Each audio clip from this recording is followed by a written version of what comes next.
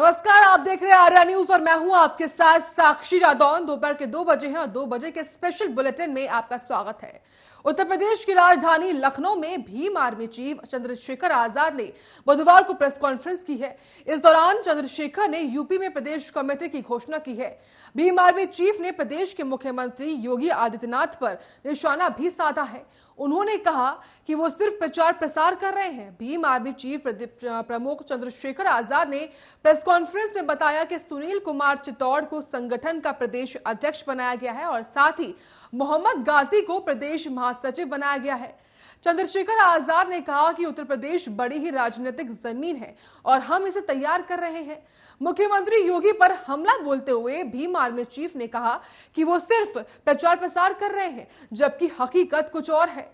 उन्होंने आरोप यह लगाया कि शिक्षा के लिए सरकार ने बजट कम कर दिया है। भर्तियों में आरक्षण व्यवस्था पूर्ण रूप से लागू नहीं की गई है।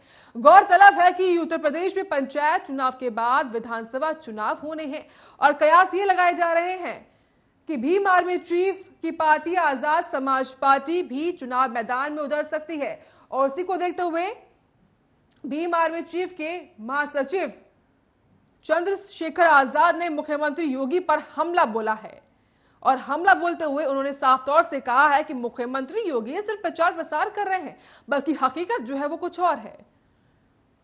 और साथ ही उन्होंने ये भी कहा कि उत्तर प्रदेश की जो जमीन है राजनीतिक तौर पर काफी अहम है और उसी को देखते हुए हम तैयारी भी कर रहे हैं।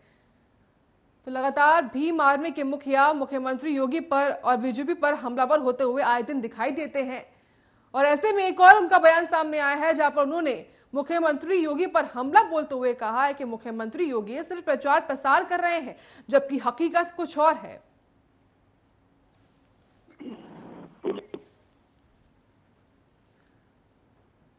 तो उत्तर प्रदेश में आगामी विधानसभा चुनाव भी होने हैं और उसको देखते हुए लगातार भीम आर्मी चीफ सक्रिय हो रहे हैं। लगातार प्रेस कॉन्फ्रेंस की जा रही है उनके द्वारा और ऐसे में ये प्रेस कॉन्फ्रेंस की गई कल, जहां पर उन्होंने मुख्यमंत्री योगी पर, उत्तर प्रदेश के मुखिया पर हमला बोला। कहा कि मुख्यमंत्री केवल प्रचार प्रसार करते हैं, जबकि हकीकत जो है वो कुछ और होती है। और उन्होंने इस बात का भी जिक्र किया कि उत्तर प्रदेश में जिस तरीके से बजट लाया गया है उसमें शिक्षा को लेकर बजट कम रखा गया है और भर्तियों में आरक्षण को लेकर भी उन्होंने बात कही कि भर्तियों में आरक्षण नहीं है। उसी को देखते हुए भी भीम आर्मी के मुखिया चंद्रशेखर आजाद हमलावर होते हुए दिखाई दिए हैं। तो लगातार प्रचार प्रसार मुख्यमंत्री योगी कर रहे हैं और उसकी हकीकत अलग है, ऐसा कहना चंद्रशेखर आजाद का है। तो लगातार भीम आर्मी के चीफ चंद्रशेखर आजाद का यह बयान सामने आया है जहां पर उन्होंने कहा है कि वो सिर्फ प्रचार प्रसार कर रहे हैं, जबकि हकीकत जो है वो अलग है। और ऐसे में लगातार इस बयान के सामने आने के बाद से जो सियासी संग्राम है उत्तर प्रदेश में वो मच चुका है।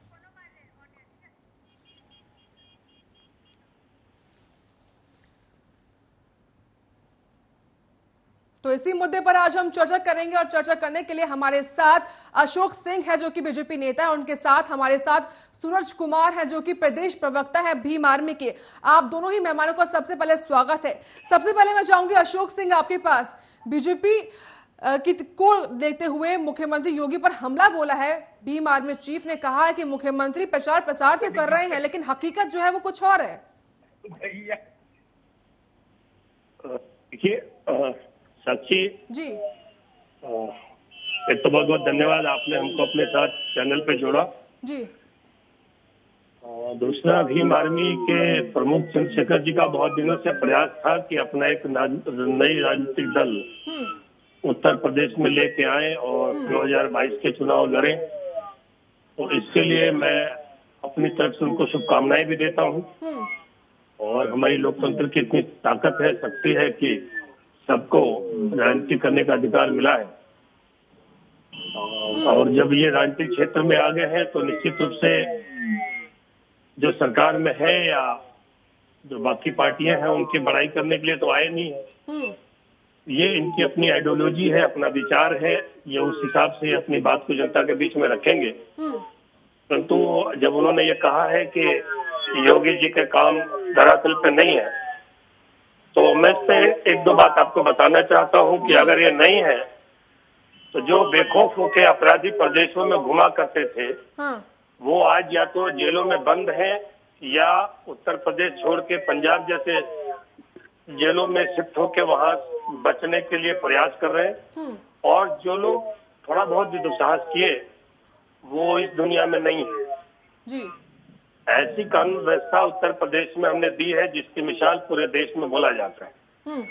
जहाँ तक काम की और बात है तो चाहे वो सड़कों का हो चाहे वो बिजली का हो, आज उत्तर प्रदेश में 22-23 घंटे बिजली मिलती है और उत्तर प्रदेश में भय मुक्त शासन है जी। और ये सब अगर चंद्रशेखर जी को नहीं दिखाई दे रहा है तो इसमें हमारा दोष नहीं है। चंद्रशेखर जी का अपना सोचने का नजरिया है, वो अपने नजरिए से सोच रहे हैं और जिसकी सोचने की संकीर्ण स्थिति हो वो विकराल रूप से किसी का काम का ठीक है निरीक्षण नहीं कर जवाब सकता। लेंगे हम। हमारे साथ भीम आर्मी के प्रदेश प्रवक्ता हैं सूरज कुमार जी। सूरज जी, भीम आर्मी चीफ का ऐसा कहना कि मुख्यमंत्री योगी सिर्फ प्रचार प्रसार कर रहे हैं, हकीकत कुछ और है, इस बात का संदर्भ क्या निकाला जाए? जी, सबसे पहले आपको बहुत बहुत शुक्रिया जी। और मैं भाजपा के प्रवक्ता महोदय का भी बहुत बहुत शुक्रिया करना चाहूंगा। उन्होंने बड़े भाई चंद्रशेखर आजाद जी को बधाई दी। पहली बात तो मैं आजाद समाज पार्टी का प्रवक्ता हूँ, दूसरी बात मैं अपनी बात पर आता हूँ। देखिए, जब चंद्रशेखर आजाद जी ये बोल रहे हैं कि भारतीय जनता पार्टी या योगी आदित्यनाथ का जो उत्तर प्रदेश में काम है वो सिर्फ दिखावा है, जमीन पर कुछ नहीं है, तो तथ्यों पर आधारित है वो। उदाहरण के लिए मैं बताना चाहता हूँ, इसके पिछले साल जो शिक्षा का बजट पारित हुआ था वो 22,390 करोड़ था। इस बार 18,000 है, यानी 4,000 करोड़ खा गए हैं। खाएंगे किसके लिए? भ्रष्टाचारियों को बचाने के लिए या भ्रष्टाचार को बढ़ावा देने के लिए। अब जब बात की जाती है कि कानून व्यवस्था की, हमारे प्रवक्ता महोदय बता रहे थे कि यहाँ के जो गुंडे हैं वो पंजाब भाग रहे हैं। मुझे लगता है गुंडे पंजाब ही नहीं, गुंडे नेपाल, क्या नाम है, बांग्लादेश भी भाग रहे हैं। इस देश में जब मुद्दे की बात की जाती है तो मुद्दे पर बात करना बंद करते हैं। सरेआम बहन बेटियों का रेप हो रहा है, सरेआम पीड़िता की लाश को जलाया जा रहा है। इसी मार्च महीने की बात दो घटनाओं का जिक्र करना चाहता हूँ। उत्तर प्रदेश का गृह जनपद गोरखपुर, 2 मार्च में घर से लौट रही एक महिला के साथ रेप होता है, पुलिस एफआईआर नहीं करती है, रेप का वीडियो वायरल किया जाता है, फिर पुलिस मजबूरन में एफआईआर करती है। ठीक। दूसरा घटना बताना चाहूंगा, कानपुर में पीड़िता के साथ रेप हुआ। पीड़िता का पिता अपने बेटी के साथ जो इलाज हो रहा था उसको देखने गया, रास्ते में आ रहा था, उसका एक्सीडेंट करके उसकी हत्या कर दी गई। अब मैं बताना चाहूंगा, जो ये गुंडों वाली भाषा है कि जो अपराधी हैं वो इस दुनिया में नहीं रहे, दरअसल ये गुंडोगर्दी की भाषा है एकदम पूरी तरह से। जी। कानून व्यवस्था के हिसाब से चलनी चाहिए।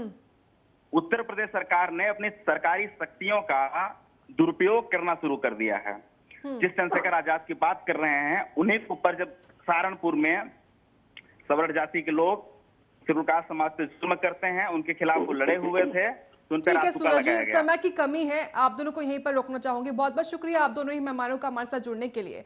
और अब बात करेंगे महाराष्ट्र की, जब महाराष्ट्र सरकार की मुश्किलें लगातार बढ़ती ही जा रही हैं। भाजपा नेता किरीट सोमैया ने ईडी के अधिकारियों से मुलाकात की है और मुलाकात के बाद उन्होंने ट्वीट किया कि मैंने आज सुबह ईडी के अधिकारियों से मुंबई में मुलाकात की। सचिन वाजे ने 100 करोड़ रुपए का लेन देन किया, मैंने इस मामले में जांच की मांग की है। आपको बता दें कि इससे पहले भी किरीट सोमैया ने एक बयान जारी कर सचिन वाजे के लेन देन की जांच करने की मांग भी की थी। उन्होंने आरोप लगाया था कि सचिन वाजे गैंग ने 2020 और 21 में हजारों करोड़ रुपए की वसूली की है और यह पैसे कहां गए, इसकी जांच NIA, ED, reserve bank, registrar of company, income tax department को करनी चाहिए। उन्होंने यह भी बताया कि उन्होंने जांच के लिए सभी डिपार्टमेंट को खत भी लिखा है। इसी बयान में उन्होंने आगे ये कहा है कि source of fund, flow of fund, cash money control, bitcoin का इस्तेमाल, बेनामी ट्रांजैक्शन, ऑफशोर ट्रांजैक्शन, इन सब की जांच भी करनी जरूरी है। वहीं जब से मुंबई पुलिस से पूर्व कमिश्नर परवीर सिंह की चिट्ठी सामने आई है, तब से किरीट सोमैया महाराष्ट्र की उद्धव सरकार को लेकर हमलावर हो रहे हैं। जब परमवीर सिंह ने सुप्रीम कोर्ट में जांच की मांग को लेकर याचिका लगाई थी, तभी भी सोमैया ने ट्वीट कर किया था कि सचिन वाजे से वसूली के मामले में परमवीर सिंह ने अनिल देशमुख के खिलाफ जांच की मांग के लिए सुप्रीम कोर्ट में याचिका दाखिल की। मैं उम्मीद करता हूं कि अब उद्धव ठाकरे और शरद पवार परमवीर सिंह की चिट्ठी को सही मानेंगे। हम एक बार अनिल देशमुख के इस्तीफे की मांग करते हैं।